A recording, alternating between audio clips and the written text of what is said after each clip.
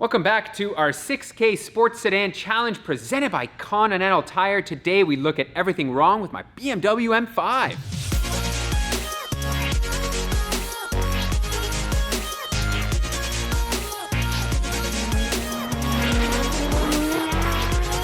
Welcome back, guys. I'm super happy to show you this BMW M5, but before that, if you haven't watched the first video on the 6K Sports Sedan Challenge, make sure to do so. That is the Lexus LS versus this M5. And in a previous episode, we did show you everything wrong with Dave's Lexus LS 430, and it wasn't too bad. So now let's move on to this vehicle, and this car doesn't actually have a lot wrong with it other than one big fault, and that is it is a salvage title vehicle and it was hit in the back. So let's have a look and see what we can find. To me, this car was a huge bargain at $6,000 US. I couldn't pass it up, and the condition underneath of the vehicle is remarkably good. We'll put it up on a hoist in a bit, but the seller told me this car was in a minor accident in the rear and they totaled it, which is why it has that branded title. But a closer inspection here, let me clean a little bit of this off. I haven't even touched this car or done much to it. You can certainly see there is some overspray here, there is some overspray here, but the paint job here is not great either. I can see some fish eyes and whatnot. You can just hear it. Like, listen to the sound of that. It's like a dirty overspray, and down here it's nice clear. So there's certainly been some work done. You'll also notice the rear taillights, this blacked out thing. I don't know why people do this. This is for the turn signal indicator. I personally like it clear. Somebody blacked it out, I guess, to try to like match the line here and whatnot. Not my personal preference, but you know what? Let's open the trunk and look inside and see if there's any damage there. Well, there is evidence of damage down in this area and in this area here, right on the back side where this seam is. But it's not terrible. It just looks like a small repair job, like some bent metal that was fixed and then sealed up. So, you know what, guys, like, this chassis is not actually in that bad shape. When originally I heard about this car, I thought, man, this thing must have been like completely mangled in, and then they had to rebuild the whole back end, but it doesn't look like it. It looks like it was a direct hit in this area, like crunched all of this and was rebuilt in what I would say is a decent fashion, so it's not terrible at all. Quick update here, everybody. Wanted to jump in because some fans had sent me photos of this actual car that I bought after I had shot this video, and I really wanted to include it in here so you guys could see the actual extent of the damage that ended up totaling this car. And as you can see from the photos right now, it's not bad at all. But one of the fans who actually worked at the shop that fixed this M5 said they wrote it off because of the rear pan damage. So kind of a shame, but I wanted to give you that, guys, an update. So now back to the regular episode. I don't remember the last time I've purchased a BMW that's had a complete toolkit. Maybe my luck's about to change on this one, DP. Yeah, you've been getting lucky so far. Oh yeah, Ooh, yeah. Man, did they ever, there's a lock, but I mean, did they ever come with this stuff? Like, every used BMW, someone's cleaned it out. I guess this stuff goes for a premium these days. Now, let's see what we've got in the old 6-disc CD changer. That's always a fun game to play. That's always a good thing to see what the previous owner had. Is it working? Does it pop out? Uh-oh. Oh, it's making noises this time. I think I didn't open it properly. Let's see. You didn't open it properly, or it's a BMW with broken electronics? No. Come on, buddy, come on. Listen, I didn't have this slid all the way out. That's why they were, you know, they were thinking on that stuff. All right, please have some CDs in here. Oh yeah, here we go. Clubaholics, Volume 3. There's your typical BMW owner. Man, that's a good one. All right. Okay. Ooh, a burnt CD. Wow, this takes me back. I need to know what's on there. Circa, like, what, late 90s, early 2000s? Yeah, about there. Like, that's kind of crazy to see this in a vehicle of this age. And I think that's it. Oh man, it's disappointing. That's it. Taking a closer look at the overall exterior of this car, it again is not in terrible shape. It's definitely not mint. There are things like this paint chipping off of the hood.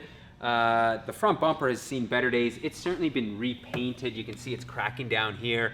And this car being a 99, it wouldn't have come with the halo headlights. It would have come with the previous version with the pre-facelift. And as you can see, I think these are labeled depot headlights. So these are aftermarket, even though they look pretty good. So, and of course the wheels here are in somewhat okay shape. They've been refinished. I think there's a blemish here. You can see it's starting to peel like DP's, not as bad, but it's coming off. So it's not necessarily got that OEM finish, which sucks because I do love the style of these wheels. But looking in a little bit further, I can see it does have cross-drilled and slotted rotors, which is a good bonus. Well, here's a serious problem that we do have. The hood latch is broken right here in the cabin, and the seller told me what I need to do is use a set of pliers, grab this tight, and yank.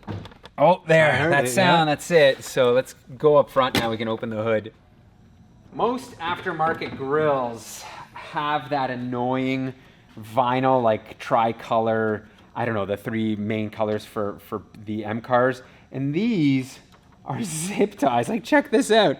I mean, these are the 2 blue ones and a red one. Good try on that. Like, that's pretty awesome. I'll give whoever did that some credit in that sense. And here it is, the power plant, the heart of the beast, the S62 V8. What an engine for its time, 400 horsepower, individual ITBs. There was just so much technology. This was touted as one of the best engines for its time. They do, however, come with their set of BMW headaches. The Vanos tends to fail.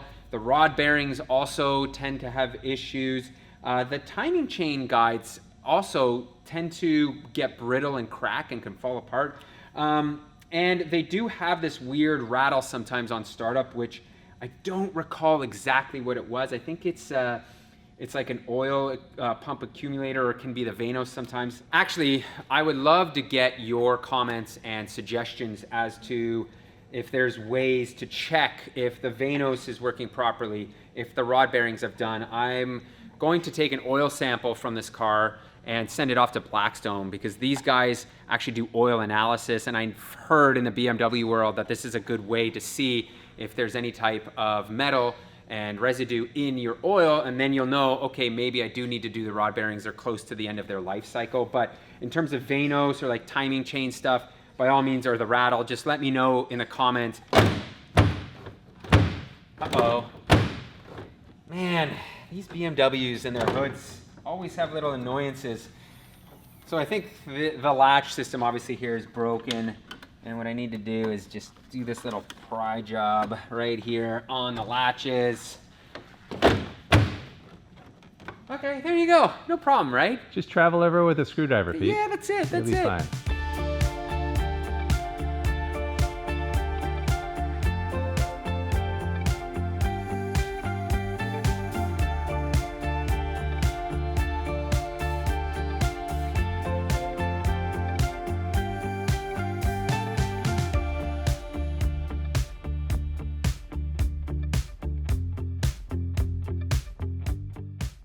Inside, condition-wise, I'd say it's slightly above average. The seats are in great shape, despite having spills and whatnot. There's, I think that's coffee. I'm hoping to clean that up pretty soon. There's a bit of coffee spillage here. Speaking of which, the cup holders in this car, they're not much better than yours, DP. Oh, man, when you try to put a cup in here, it does want to kind of like, it's flimsy and does want to spill, so I don't recommend that. The upside is this shift knob and leather shift boot have been replaced, so that looks really, really good. It does have this weird cover on the parking brake, like the little handle. It's metal. I don't know. It's okay. It's not great. The other issue with, you know, that I'm sure when somebody did this, they put a rondelle on here with carbon fiber bits. I don't love that. The issues in here are the cluster that has dead pixels. This is, I think, actually a pretty rare cluster because it's an early version. Most of the M cars have gray backing for the needle or for the gauges, and these are all black, which is pretty cool. But the whole cluster here is like the pixels are just dead, which kind of sucks. So I'm gonna certainly have to replace that. Another good question for you guys, is that an easy fix? Can I take it out of a different cluster and swap it over into here? Or do I have to send this off or whatever? So please post in the comments. The mirror has that typical, I think it's like fluid filling up or whatever that so many of these M cars of this era do have, which kind of sucks. It's got an aftermarket stereo in here, which works. It does have heated seats like your car. Not cool, DP. All right. And a huge upside is my steering wheel actually does move forward and back, unlike yours. Look at that. So good. The luxury. The steering wheel is actually, I'd say in kind of average condition. It doesn't have any rips or tears, which is nice, but you can see the leather is a little bit faded. So it's pretty standard, typical BMW stuff. I do love this. I think it's like a titanium trim that goes around it, which is really nice. I wasn't gonna rub this one in, DP, but guess what? Your Lexus may have a little bit more space in the back. And it's got that sunshade, but what does mine have? That's right, buddy, a sunshade as well.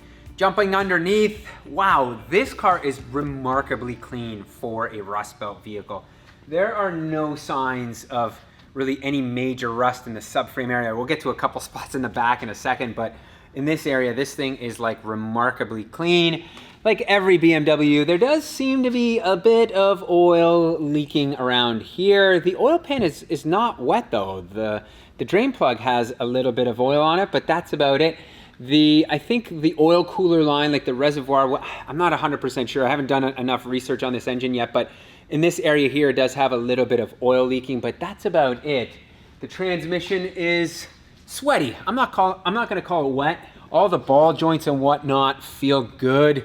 Looks like some of these arms have been replaced somewhat recently. And man, DP, this thing has ECS tuning hard lines for stainless steel hard lines for brake lines. Oh wow! So impressive. Man, someone has somebody liked this car, yeah. Yes, put their time into it. The exhaust is stock, as you can see back here. So this area, like I said, is remarkably clean. However, what isn't clean is, this is I think the worst rust spot on the jacking point. You can see it's actually kind of folding a little bit here. There's a little bit of rust on both sides. They're not terrible though. I'm like not terrible at all. So you can see all these bolts are fairly clean. Like there's just this little surface rust. So I'm super impressed with it underneath so far. And the rear diff, yes, it does seem to be leaking somewhere. There's a lot of dirty fluid buildup here.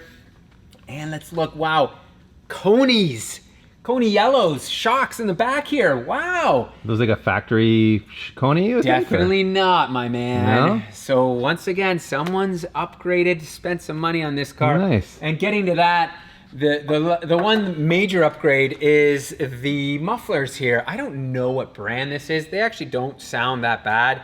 I'm gonna switch them out to something I think a little bit better. Before we wrap this one up, why don't I start this car up? Like I mentioned before, I wanted to get your guys' input on how it sounds and whatnot. Take note, this probably hasn't started in a few weeks and it is a cold start, but